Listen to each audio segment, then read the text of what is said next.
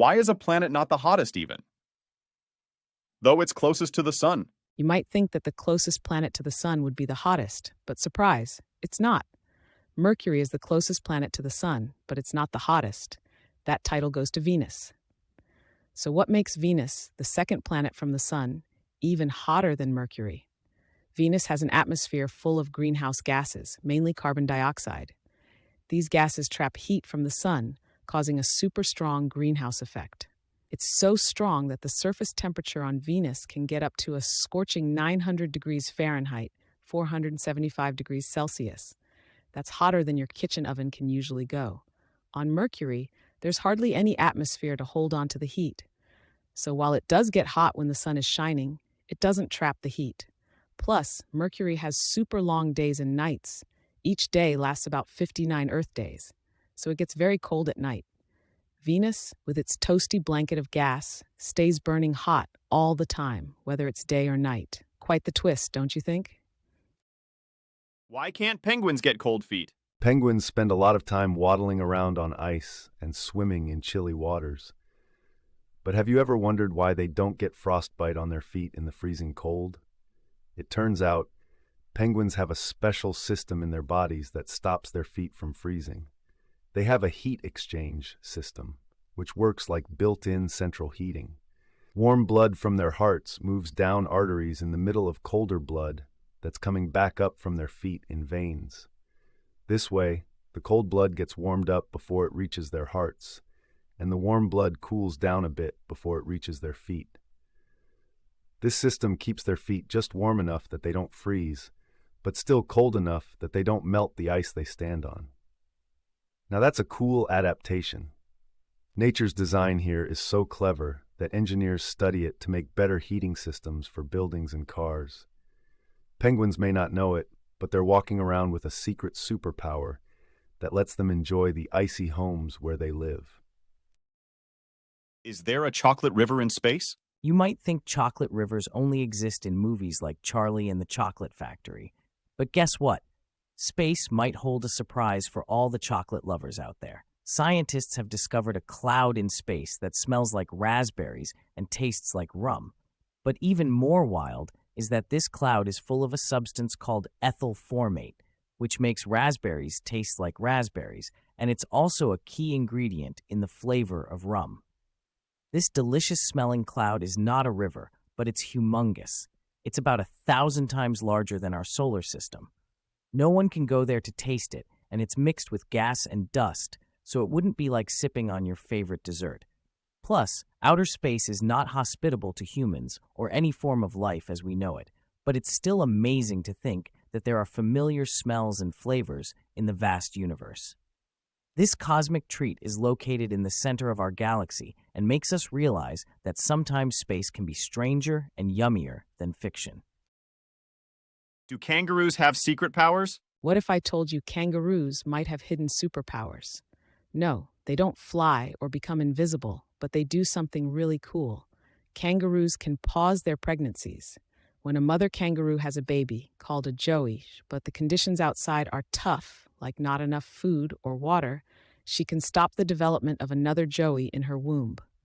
This amazing ability is called embryonic diapause and helps ensure that the kangaroo doesn't give birth to a new baby until the first one is old enough and the conditions are better for survival. Also, did you know kangaroos cannot walk backward? Their muscular tails and strong legs mean they can only hop forward.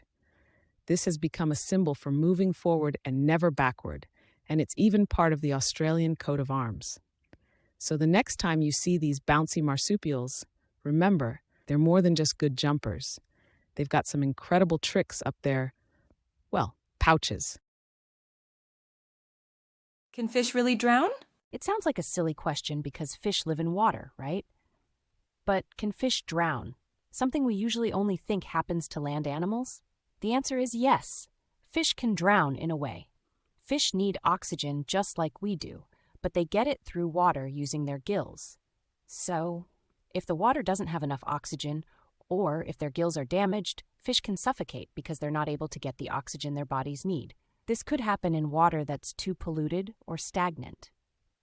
But there's even more to the story. Some fish can breathe air using special organs, which allows them to survive when water conditions are bad. For example, betta fish and gouramis have an organ called a labyrinth, which lets them take in oxygen from the air above the water. This cool trick means they can live in water that wouldn't have enough oxygen for other fish.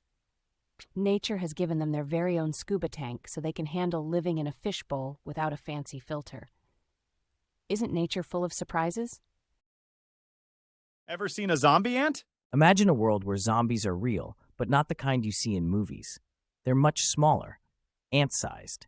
There's a fungus called Ophiocordyceps unilateralis that can turn ants into zombies. When an ant gets infected by this fungus, it takes over the ant's body and changes the ant's behavior. The fungus makes the ant climb up a plant and attach itself to the underside of a leaf or twig.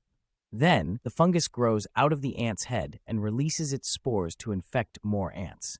It's a clever way for the fungus to spread. Scientists find this so fascinating that they study it to learn more about behavior and how brains can be controlled by other organisms. Don't worry, though. This fungus can't infect humans. It only has eyes for ants. By studying things like zombie ants, researchers hope to find out more about how diseases spread, which can help us better understand and fight infections that affect humans. Talk about nature having its own real-life science fiction. Can trees talk to each other? Have you ever walked through a forest and felt the silence around you? It might seem like the trees are just standing there, quietly. But guess what? Trees have their own way of talking to each other. This isn't talking like you and me, with voices. It's a secret underground language that's super fascinating. Trees use a network of roots and a special kind of fungus to send messages.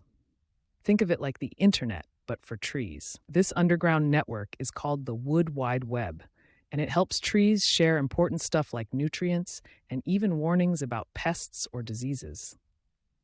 It might sound like something from a fairy tale, but scientists have found that trees really do care for each other. For example, older, bigger trees known as mother trees can send extra help to smaller, younger ones nearby, especially if they are sick or need more food. So the next time you're in a forest, remember that there's a whole lot of chit-chat going on underneath your feet. Did you know? Animals with amazing superpowers. Believe it or not, some animals have what we could call superpowers. One fascinating example is the mantis shrimp. This small, colorful creature, living in tropical waters, has unbelievably strong claws. Its punch is so powerful, it can shatter glass. In fact, it punches at the speed of a bullet from a .22 caliber gun. Just imagine a tiny shrimp throwing a knockout punch that fast. And here's another one, the immortal jellyfish. Yes, you heard that right, immortal. This little jellyfish can actually reverse its aging process and go back to being a baby, in a way. When it gets old or sick, it can transform all of its cells to start its life cycle anew, potentially living forever, unless it gets eaten or dies from disease. Imagine if people could do that. We'd be like real-life superheroes. It's amazing to think about the kinds of extraordinary abilities nature has cooked up. How cool is that? Can you guess which animal's poop is a national treasure? When you think of national treasures, you usually imagine shiny gold, precious stones, or ancient artifacts. But did you know there's a place in the world where animal poop is a national treasure? Yes, you heard that right. In New Zealand, whale poop, also known as ambergris, is highly valued and can be considered as floating gold. Now, why on earth would whale poop be so valuable, you ask? Well, it's because ambergris is super rare and has some pretty unique properties. For starters, it's used in making high-end perfumes because it helps the scent last longer on your skin. It's produced in the digestive system of sperm whales, and once it's out in the ocean, it can float around for years before landing on a shore. The craziest part, a piece of ambergris can be worth tens of thousands of dollars. That's right. So if you're ever walking along a beach in New Zealand and stumble upon a strange, waxy rock, don't ignore it. It could be your ticket to a fortune. Can plants be immortal? The never-ending life of a cactus. Get ready for this. Some plants can technically live forever. Take the famous saguaro cactus of the American deserts. It grows super slowly, and it can live for like 200 years or more. But here's the crazy part.